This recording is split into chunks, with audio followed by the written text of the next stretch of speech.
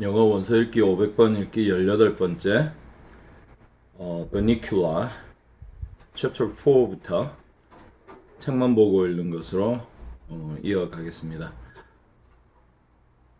Chapter 4 A cat prepares. I almost didn't make it to my meeting with Chester that night. Toby had a feast in his room.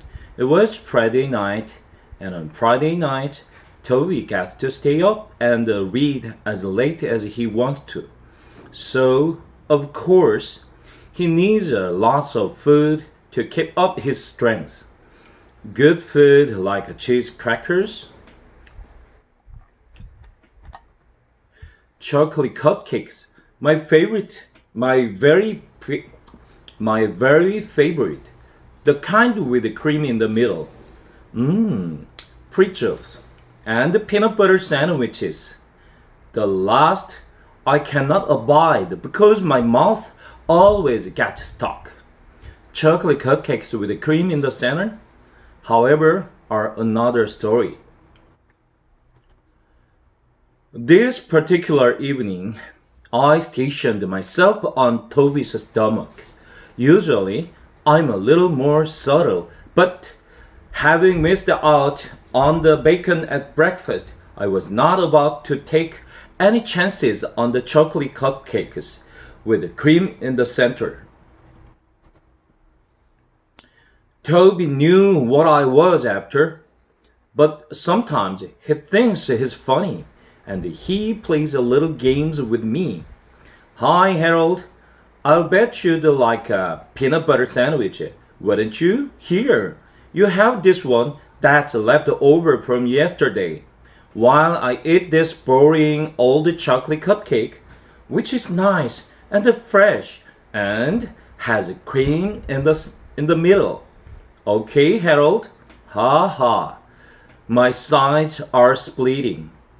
What's the matter? Don't you want the peanut butter sandwich? All right. I'll put it away for another night. Oh, here's just something you might like. It's a green sour ball from Dad's candy dish that was stuck to my sock. Would you like that, huh, pal? Oh boy, the kid is really hot tonight. No, huh? Well, I'd give you one of my cupcakes, but I know how much you hate chocolate. Would a little drooling on your stomach help convince you otherwise? Oh, you like chocolate? Okay then, you can have both of them. One thing I have to say about Toby, although he's got a rotten sense of humor, he's a nice kid. Naturally, once I'd eaten both cupcakes, which took approximately 4 seconds, I felt obliged to hang around and let Toby know I was grateful. What better way than to share a few of his cheese crackers?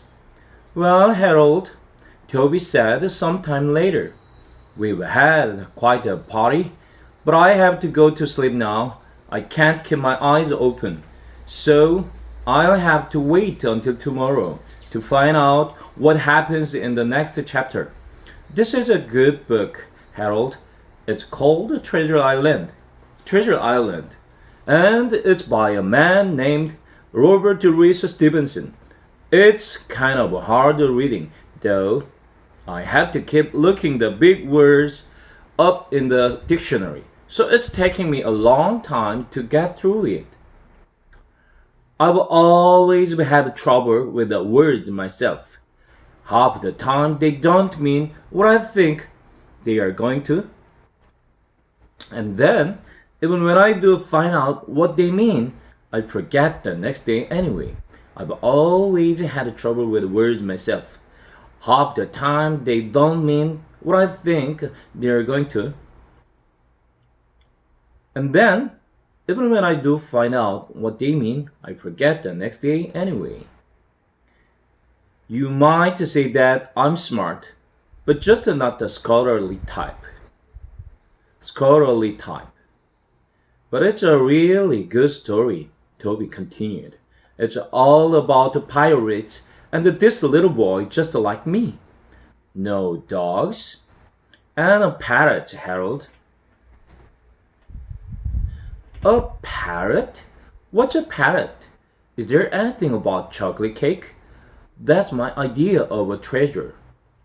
Well, good night, Harold.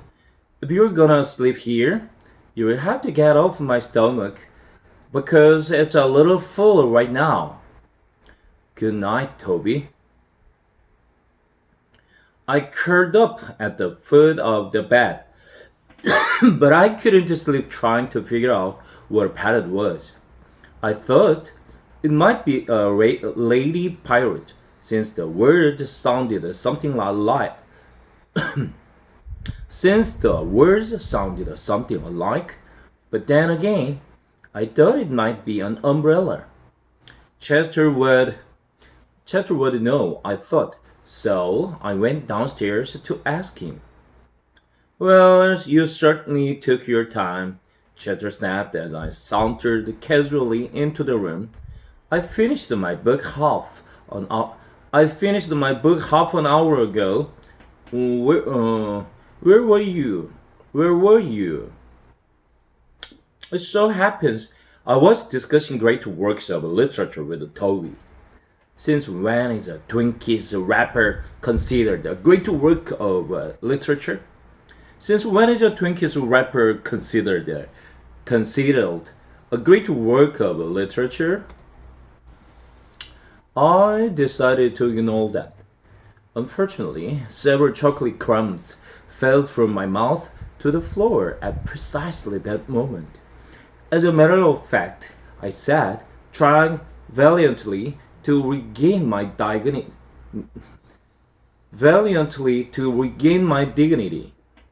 We were talking about Treasure Island. Ever hear of it? Ever hear of it? He sneered.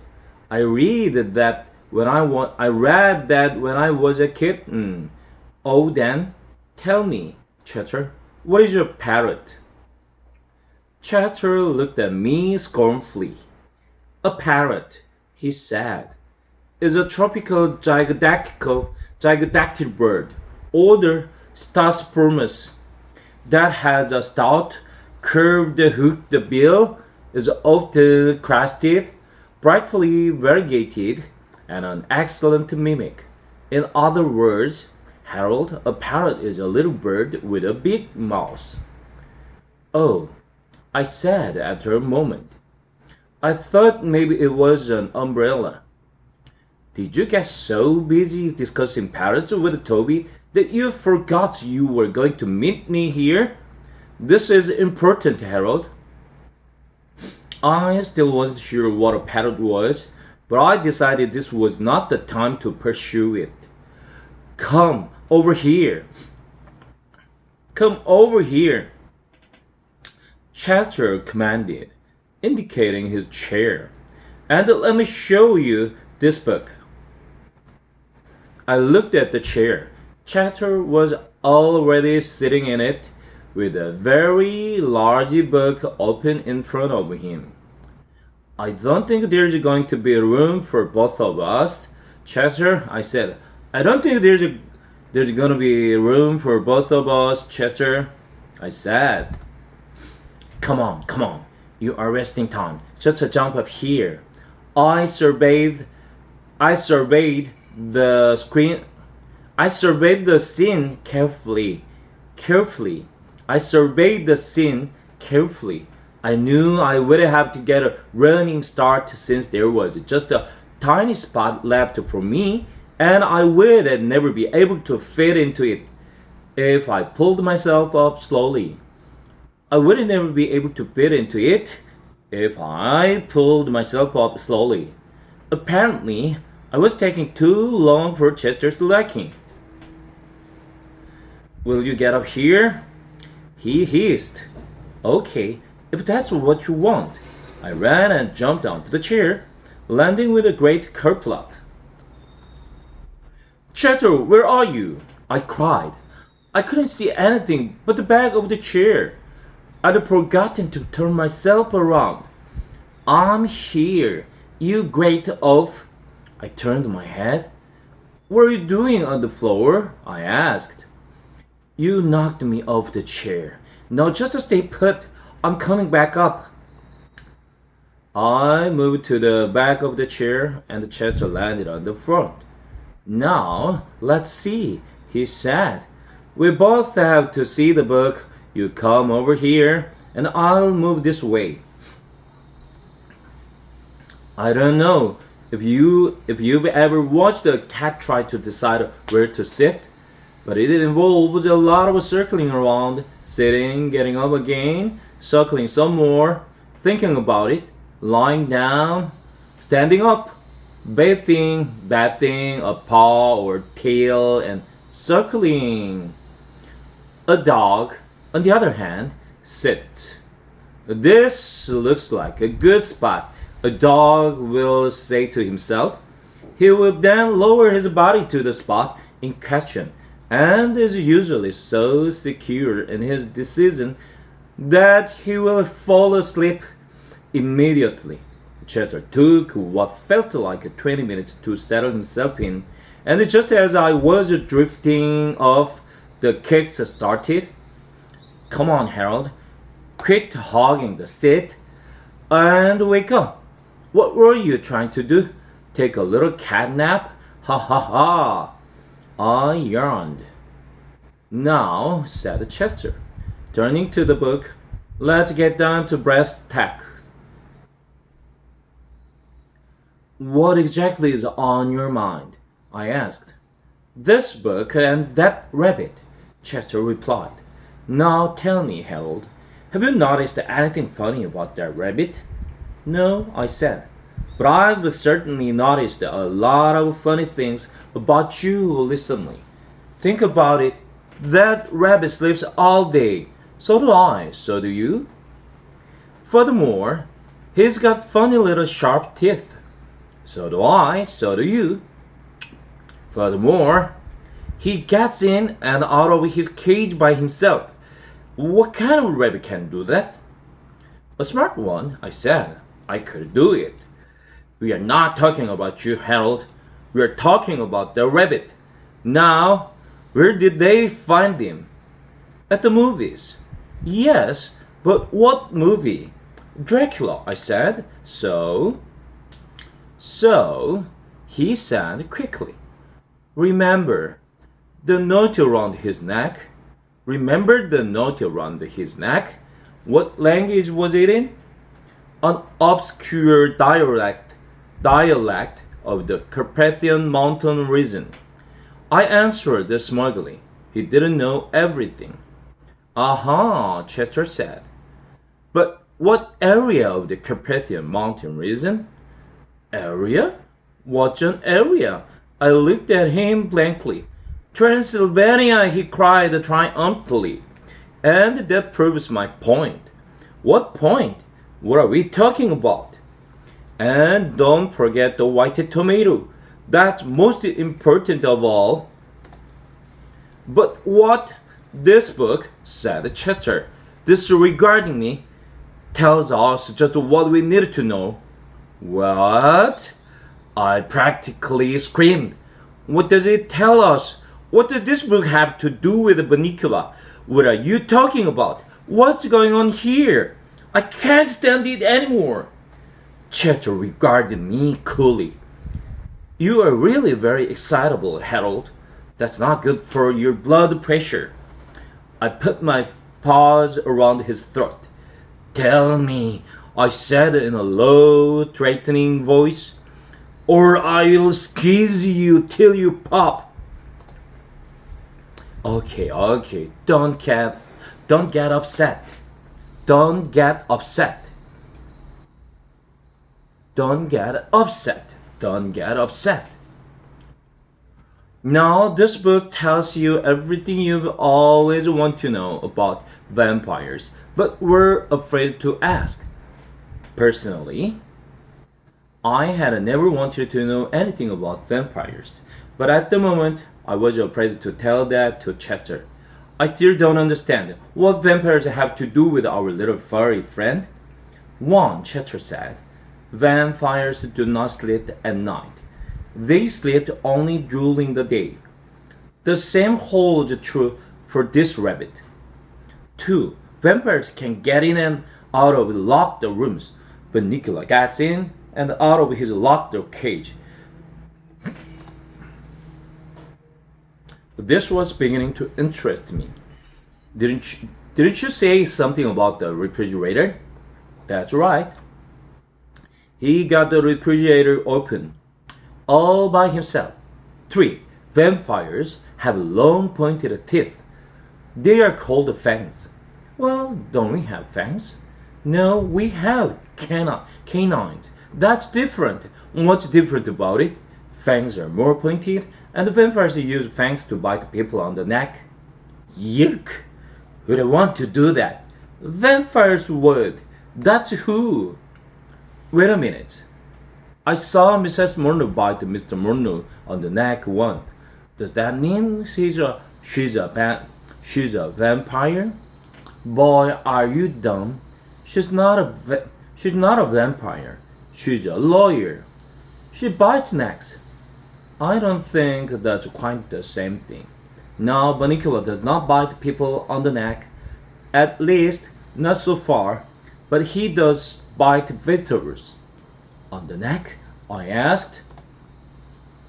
Vegetables don't have necks, Harold. Vegetables are like that. It's like dogs. Dogs don't have brains. Dogs are like that. Oh, yes, I said. Of course he bites vegetables. All rabbits bite vegetables. He bites them, Harold, but he does not eat them. That tomato was all white. What does that mean? It means that he paints vegetables? I ventured. It means he bites vegetables to make a hole in them, and then he sucks out all the juices. But what about all the lettuce and the carrots that Toby has been feeding him in his cage? Aha, what indeed? Chatter said. Look at this. Whereupon he stuck his paw under the chair cushion and brought out with a flourish an assortment of strange white objects. Some of them looked like unironed handkerchiefs, and the others, well, the others didn't look like anything I'd ever seen before. What are they? I asked. Chester smiled. Lettuce and carrot, he said. White lettuce and carrot. I found them hidden behind his cage. I was aghast. What did it all mean? Could Chester be right? Was this a harmless looking little ball of a fluff really a vampire?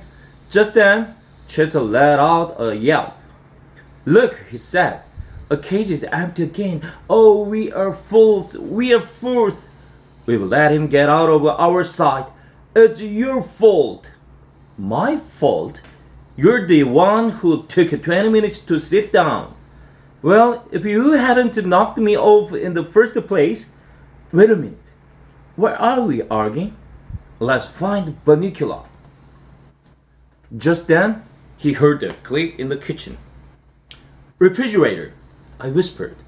Chester nodded. We jumped down and moved cautiously to the kitchen door.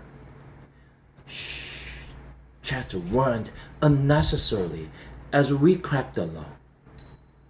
Don't make any noise. We don't want him to hear us coming. Obviously, I retorted. The light went out under the door. He must have closed the refrigerator. Chester said. Easy now. We pushed the door open. The kitchen was dark. There was not a sound. Psst, Chester. What? I can't see. I can, but I can't see him. He's not here. There was a soft scamper across the linoleum, and we turned just in time to see a little white tail bounce out the door into the living room. Drat! We missed him. Come on, Harold. Let's see if we can catch up with him. Cheddar started toward the door. Wait, Cheddar.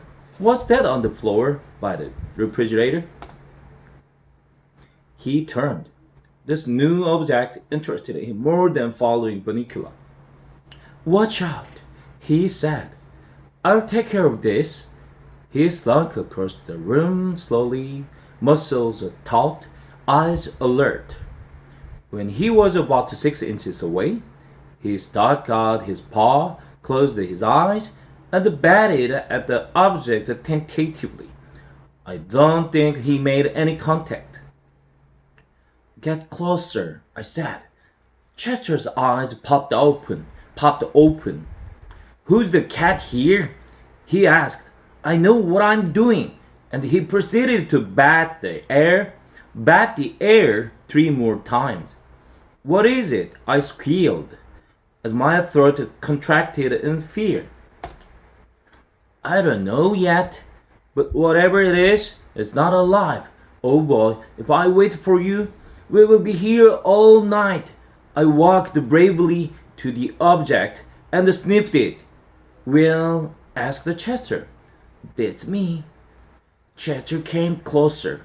After a moment of close examination, he gasped. I jumped. I could feel my heart pounding in my chest. Harold? Chester blurted. What? It's... Yes, it's... What is it, Chester? It's a white zucchini. Chapter 5. Chester goes into his act. The next morning I was awakened by a scream. Robert, come down here right away.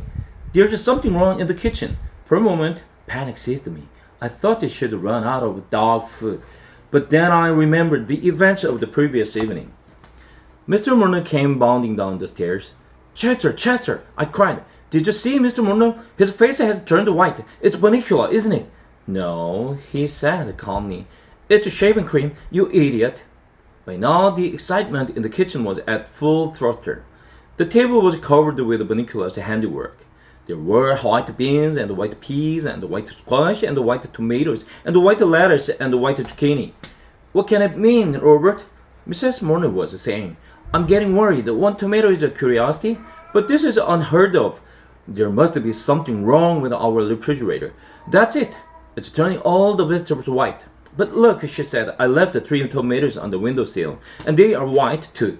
And this squash, I left it in the bowl on the table. At that moment, Pete and Toby came into the kitchen. Holy cow, what's going on? Hey, maybe it's a vegetable blight, Mom. Could that be, Robert? Did you ever heard of anything like that? Well, no, actually. That is, I've heard of blight, but nothing like this. Chet leaned my way. This will take forever if we leave it up to them. Sometimes human beings can be so slow. I started to answer him, but he was heading for the table. What about the friends of yours in the agricultural department? Oh, Tom Cragen? Could we call him and ask him if we're doing something wrong? It's DDT, Mom, Peter interjected. I know about this stuff. It's because you buy vegetables that aren't organic. All vegetables are organic, Peter, Mrs. Murno replied. That's not what my teacher says. See, Toby, I told you this would happen. They're using chemicals on our food. And if you are not careful, you'll turn white too. Like that? Robert, couldn't you take that shaving cream off your face? Oh yes, of course. Where's my towel? I know I brought it down with me. For that matter, where was Chester? I'd seen him going toward the table, but I'd lost the track of him listening to all that talk of DDT. I just hoped that they didn't use any of that stuff where they grew chocolate cupcakes. Pete, did you take my towel? Why would I take your towel, Dad? I don't shave. Just then, the door swung open. I could not believe my eyes. There was Chester, with Mr. Monroe's towel draped across his back and tied under his neck like a cape. That was strange enough, but on his face was an expression that sent chills down my spine. His eyes were wide and staring. The corners of his mouth were pulled back in an evil grimace. His teeth were bared and gleaming in the morning light. He cackled menacingly and threw back his head as if he were laughing at all of us. I thought he had completely lost his mind. "There's my towel. What's the matter, Chester? Were you cold?" Mr. Monroe bent down to take the towel from Chester. Before he could lay his hands on it, Chester flipped over onto his back, closed his eyes, and pulled his paws over his chest. It was a hideous sight. He opened his eyes wide. With the paws outstretched, he slowly lifted his head. His eyes glazed and vacant. Soon the upper half of his body followed, all in one smooth flow, until he was in a sitting position. "Hey, Dad, did you leave your brandy glass out last night? Chester is acting a little weird. Well, son, cats are funny creatures." I glanced at Chester. He wasn't laughing. "Psst, Chester, where are you up to?" "I'm a vampire, you dolt. Can't you tell? I'm trying to warn them." "Well, it's not working. You'd better think of something else." Chester frowned, apparently deep in thought. "So you see, Toby," Mr. Monroe was explaining, "all cats are as individual as all people. Maybe he just wants to get our attention. Isn't that right, Kitty Cat?" Ordinarily, Chester would have left the room upon being called a kitty cat, but he was lost in thought. "Come on, Chester, give me back my towel." Mr. Monroe moved toward Chester. Chester's eyes lit up. He looked at me and smiled. I sensed I was not going to tell like what I had in mind. I was toying with the notion of slinking under the table when Chester fixed me with his eyes. How deep they were, like black pools. I felt myself floating, lost in them, my will no longer my own. I felt an inexplicable urge to murmur, "Yes, master." When he walked slowly, steadily toward me, as he drew nearer, I found myself unable to move. He stopped before me, never taking his gaze from me, and lunged. "Yeah, Mom!" Chester bit Harold on the neck. "Oh, that wasn't a real bite, was it, Chester? That was a love bite. Isn't that cute? Love bite at my foot. That hurt." "Chester, what's the matter with you?" I sputtered. "Do I look like a tomato?" "Oh, it doesn't matter anyway, Harold. They don't understand. How can human beings read the same books I do and still be so thick?" Our conversation was interrupted. Mrs. Monroe picked Chester up and cuddled him. I was praying she would not add insult to injury by kissing his nose, which he hates more than anything. Poor Chester. Poor Chester. Do you need a little love? Do you know what I'm gonna do? You big ball of fuzz, you. Uh-oh, I could tell what was coming. I'm gonna kiss you on your little nose. Yep, I could tell that was coming all right. Chester knew better than to resist. He went limp in Mrs. Monroe's arms. Mr. Monroe took his towel off Chester. "I still don't know why he's wearing my towel," he said. "I think he must be cold, dear." "Here's your towel. Why don't you get his kitty sweater?" Chester looked ill, and he can wear that all day. As Chester was being buttoned into his bright yellow sweater, with the little purple mice and cowboy hats all over it, Mr. Monroe said, "What about those vegetables? Shall I speak to Tom Cregan?" "Yes, dear," Mrs. Monroe said. "Why don't you? I'm sure there's some explanation. In the meantime, I'll change markets. To tell you the truth, I'm really much more worried about Chester. We'd better keep our eye on him." Chester and I did not speak until late afternoon. I was busy nursing my neck, and Chester was busy hiding under the sofa, too embarrassed to be seen. When we did speak at last, it was a brief exchange. "Hey, Chester," I called when he finally crawled out from under. We don't have to worry about any vampire bunnies anymore. All you have to do is stand outside his cage in that sweater. All you have to do is stand outside his cage in that sweater, and he will laugh himself to death. Chatter was not amused. That's right. Make fun, all of you. No one understands. I tried to warn them, and they wouldn't heed. Now I'm gonna take matters into my own hands. Whereupon Chatter and his 16 purple mice went into the kitchen for dinner.